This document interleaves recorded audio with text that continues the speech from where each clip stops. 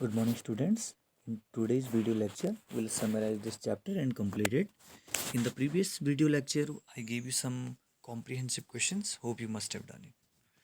So we'll start new today.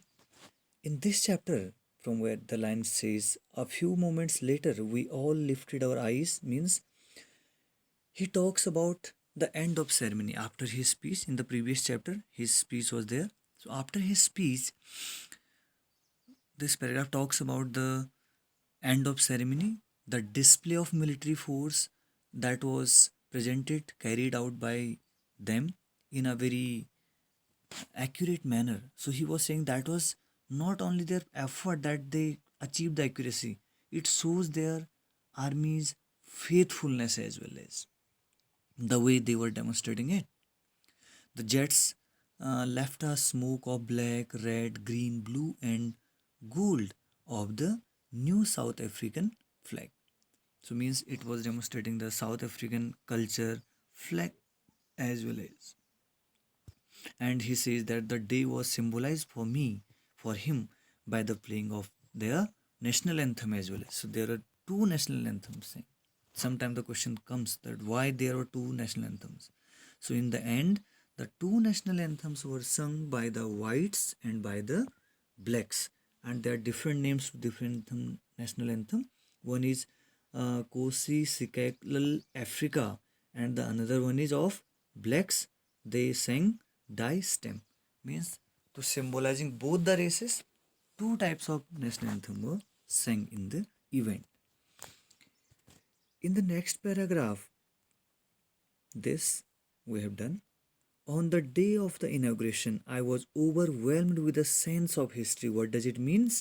He means that in the day of the inauguration, when everything comes in front of him, he remembers his history as well. History was not as much glorious as today the day is. And he remembers the birth of apartheid. Later on that day, Mandela remembers history in the first decade of the 20th century, a few years after Anglo-Boer War, before his birth. The white-skinned patched up means they tortured they thrust their differences and erected a system called apartheid, that he calls it the harshest inhumane creation. To what thing he calls harshest inhuman creation? The apartheid system.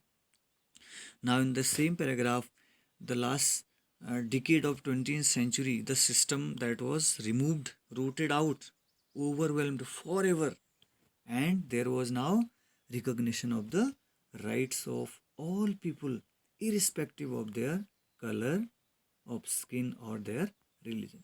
So now a good system has been set up there. This is the line, last line. Regardless of their color of their skin, means now there is a common government for all has been set up. In this paragraph, the day had come about through the unimaginable sacrifices, means he talks about the long fight or unimaginable sacrifice of those thousands of people of South African, means all those black people of South. So here he does not forget to remember those people, revolutionaries. He remembers the suffering and the courage of thousands of patriots who participated in the long struggle out, are not there to witness the fruit of their achievement. So this is only he is not happy on, actually he is happy on the result, but he is also little sad, as he said, I was pained that I was not able to thank them. Whom? Them means those people who did this much struggle for South Africa, but unfortunately today they are not there. They have sacrificed their life for the freedom of South Africa, and what their sacrifice has brought, what result their sacrifice has brought, they are not here to see this. So this is the only pain of Nelson Mandela, that he was not happy on. In this paragraph, Mandela talks about what this policy was, means the policy of apartheid, and what was its impact. So its impact was negative, but he sees it in one sense positive as well. How? He says that the policy of apartheid created a deep wound in African people. It was a reign of oppression. Oppression means torture and cruelty. But deep oppression, some always produce good leaders as well as. This is a very important line that he says. What he says that this system has given birth to these revolutionaries like Oliver Tabus, Walter Sisalus, Yusuf Dadus, these all, and he calls them men of unparalleled courage, wisdom, and generosity. Means their courage was unextraordinary and they are men of courage. So their birth only took place when operation system was there. So in the tough situations, the true leaders actually take birth. That is what he wants to say in this speech. So Mandela thinks South Africa's real wealth, what? Not the gold, not the mines, but her people who are finer, truer than the purest diamonds. As in the paragraph it is said by him, you can see the image of all those heroic personality leaders. This is the last line of this paragraph.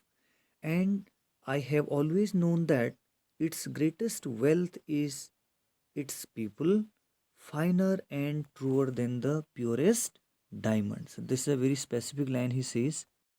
And he says one very important thing here in this chapter that his comrades, means his friends, his friend of revolution, taught him that he learned meaning of courage in true sense.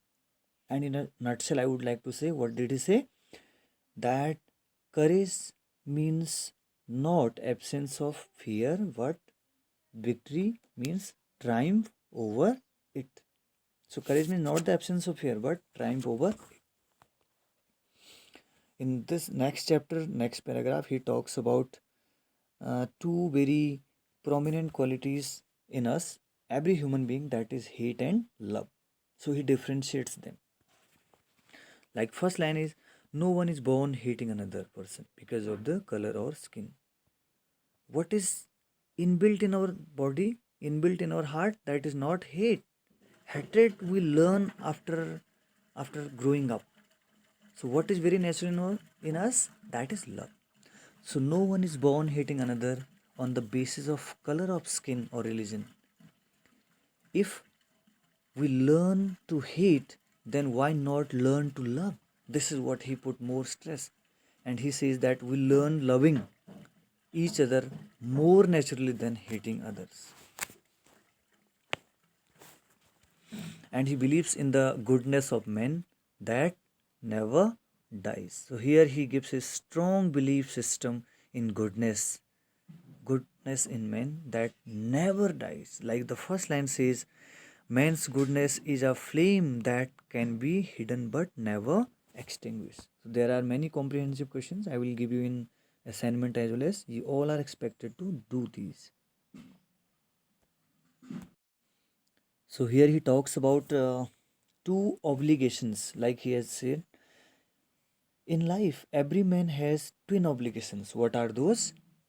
So those two obligations are one towards his family, towards his people, and another is towards his people, towards his country. So what are those twins obligations? To his family, and another one is to his to his nation. So he says that in his life he would learn those twin obligations. Moreover, he says that because of this apartheid system, in the last lines of this paragraph you can see, I found that I was prevented from fulfilling my obligations as a son, a brother, a father, and a husband. Means when your country is not free, then how you will be able to fulfill your first obligation, that is to your family, as a son, as a brother, as a father, and as a husband. Means you are stopped. Your liberty to fulfill your liabilities were curtailed in the this oppressive system. In this paragraph, he says that he was not born with a hunger with freedom to be free. Like it is said, I was not born with a hunger to be free. I was not born to be hunger to be free. But the situations taught him, and he realized that his liberty was just an illusion and he must fight for it. He discloses that in childhood there was some other meaning for him of freedom. But when his hunger for freedom started, then he realized that his childhood freedom was just an illusion. Real freedom was something else, where you can live, you can earn your livelihood, you can safeguard your self-respect. So this all was not given. Then on his young age, he could only realize the true meaning of freedom. And he said that he was born free. He was um, having that freedom to run in the fields, swim in the stream of water, and ride on the bull. And boyhood freedom was just an illusion. He realized it in later on. As a student, he wanted transitory freedom, freedom stay out at night, to read books of choice. But as a young man, then he learned the new meaning of freedom, that was freedom of achieving his potential. And what was that? Of earning his keep, marrying and having a family, and going to the higher post. So this all were actually not given to him. Then not only he, his all his countrymen was like so. Then he realized not only my freedom was curtailed, not only my freedom was stopped, but all others' freedom was curtailed. Curtailed means cut short. Then he yearned for freedom. And in the this chapter, but when I slowly saw that not only I, he this one chapter, not slowly saw that not only I was free, but his brother and sisters were not free. Brother and sister means all countrymen. And as he grown up, he realized that not only me, but all my countrymen are also not free. Then he saw that, then he realized that he need to join a political system and he need to fight for it. This is given here. So he joined African National Congress. You can see the leader Mandela.